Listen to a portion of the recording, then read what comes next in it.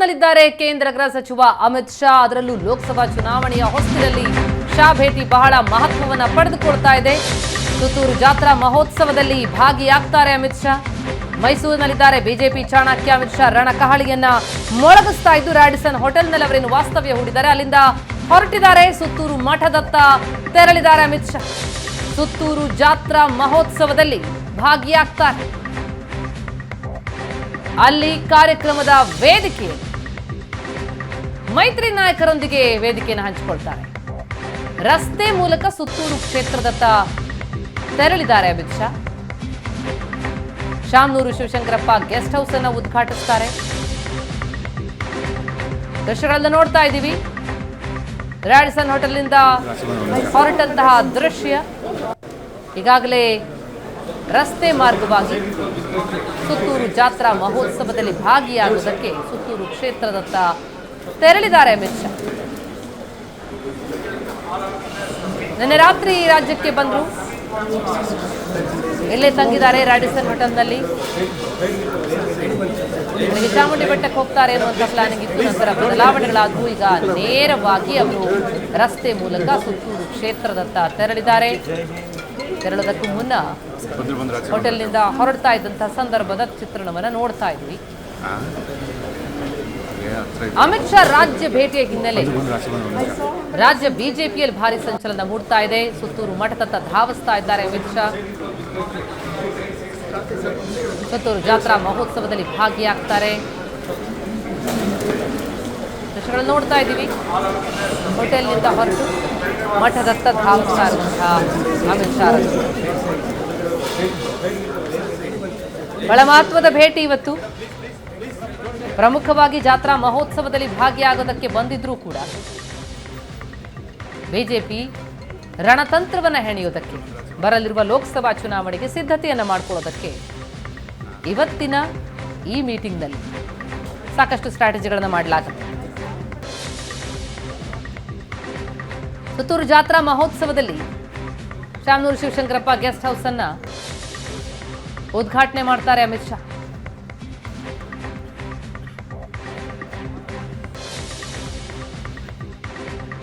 ಇದೇ ಕಾರ್ಯಕ್ರಮದಲ್ಲಿ ಜೆಡಿಎಸ್ ಮುಖಂಡ ಮಾಜಿ ಸಿಎಂ ಕುಮಾರಸ್ವಾಮಿ ಕೂಡ ಭಾಗಿಯಾಗ್ತಾರೆ.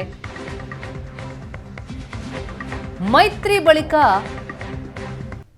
ನಾಯಕರುಗಳು ಒಂದೇ ವೇದಿಕೆಯಲ್ಲಿ ಕಾಣಿಸ್ಕೊಳ್ತಾ ಇರುವಂತಹ ಮೊದಲ ಕಾರ್ಯಕ್ರಮ ಇದು.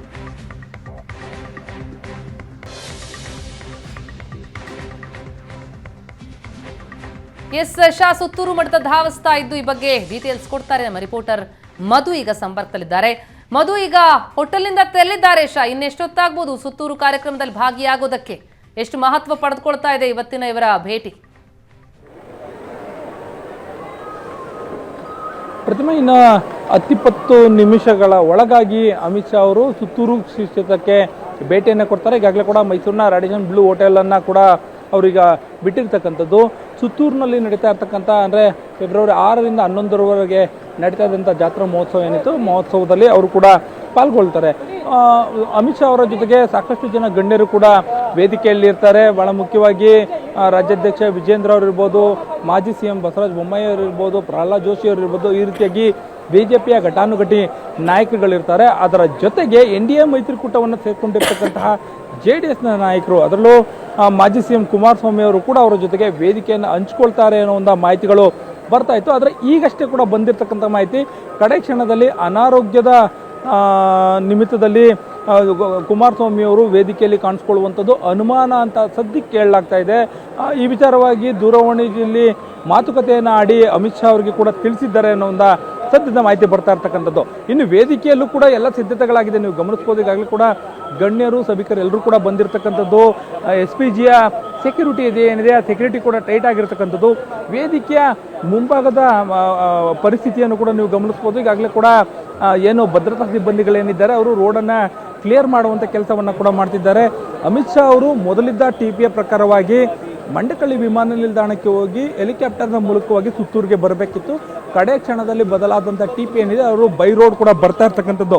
ಸುತ್ತೂರಿಗೆ ಬಂದ ತಕ್ಷಣವೇ ಕೂಡ ಅವರು ಮೊದಲಿಗೆ ಸುತ್ತೂರು ಶ್ರೀ ಕ್ಷೇತ್ರದ ಆವರಣದಲ್ಲಿ ನಿರ್ಮಾಣ ಆಗಿರ್ತಕ್ಕಂತಹ ಅತಿಥಿ ಗೃಹ ಏನಿದೆ, ಶಾಮನೂರು ಶಿವಶಂಕರಪ್ಪ ಅತಿಥಿ ಗೃಹ ಏನಿದೆ, ಅದನ್ನು ಉದ್ಘಾಟನೆ ಮಾಡ್ತಾರೆ. ಅದು 49 ಕೊಠಡಿಗಳ 850ಕ್ಕೂ ಹೆಚ್ಚು ಭಕ್ತರು ಉಳ್ಕೊಳ್ಳಿಕ್ಕೆ ವ್ಯವಸ್ಥೆಯನ್ನು ಮಾಡಿಕೊಟ್ಟಿರ್ತಕ್ಕಂತಹ ಒಂದು ಅತಿಥಿ ಗೃಹ ಏನಿದೆ ಅದನ್ನು ಉದ್ಘಾಟನೆ ಮಾಡ್ತಾರೆ. ಅದಾದ ನಂತರದಲ್ಲಿ ವೇದಿಕೆ ಕಾರ್ಯಕ್ರಮ ಇರುತ್ತೆ. ನೀವು ಕೂಡ ಗಮನಿಸ್ಬೋದು, ವೇದಿಕೆ ಮೇಲ್ಭಾಗದಲ್ಲಿ 10 ಜನರಿಗೆ, ಅಮಿತ್ ಶಾ ಅವರ ಜೊತೆಗೆ 10 ಜನರಿಗೆ ಕುಳಿತು ವೇದಿಕೆ ಕಾರ್ಯಕ್ರಮ ನಡೆಸ್ಕೊಳ್ಳಿಕ್ಕೆ ಅವಕಾಶವನ್ನು ಮಾಡಿಕೊಟ್ಟಿರ್ತಕ್ಕಂಥದ್ದು ಸುತ್ತೂರು ಶ್ರೀಗಳಿರ್ತಾರೆ. ಶ್ರೀಗಳ ಜೊತೆಗೆ ಅಮಿತ್ ಶಾ ಅವರ ಪತ್ನಿ ಕೂಡ ಬಂದಿದ್ದಾರೆ, ಅವರು ಕೂಡ ಇರ್ತಾರೆ. ಅವರ ಜೊತೆಗೆ BJPಯ ನಾಯಕರುಗಳು, ರಾಜ್ಯ ನಾಯಕರುಗಳು ಇರ್ತಕ್ಕಂಥದ್ದು.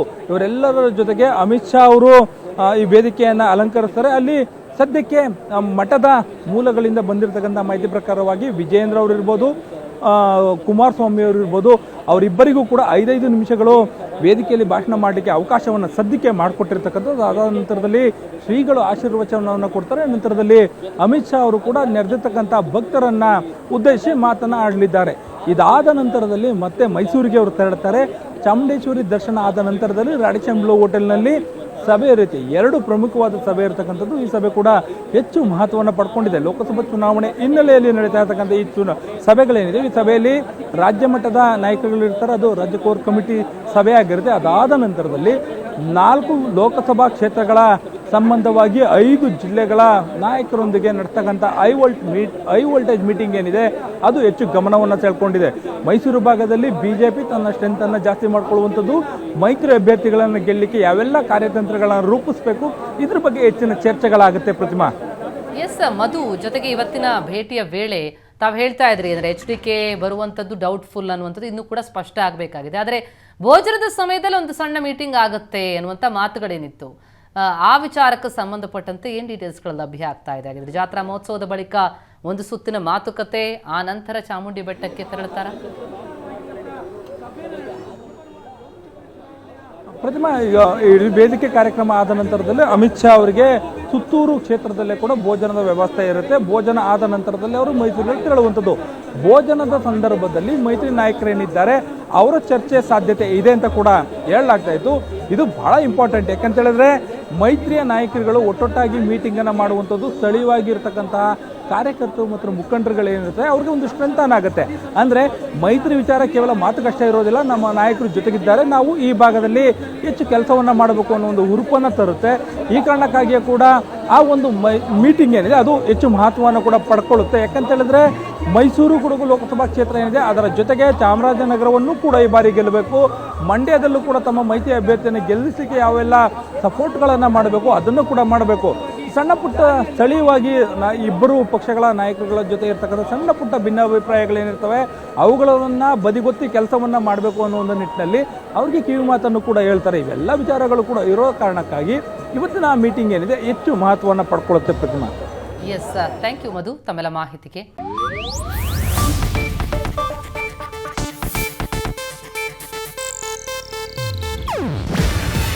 ಇದು ಏಷ್ಯಾನೆಟ್ ನ್ಯೂಸ್ ನೆಟ್ವರ್ಕ್ ಪ್ರಸ್ತುತಿ. ನೀವು ನೋಡ್ತಿದ್ದೀರಾ ಏಷ್ಯಾನೆಟ್ ಸುವರ್ಣ ನ್ಯೂಸ್.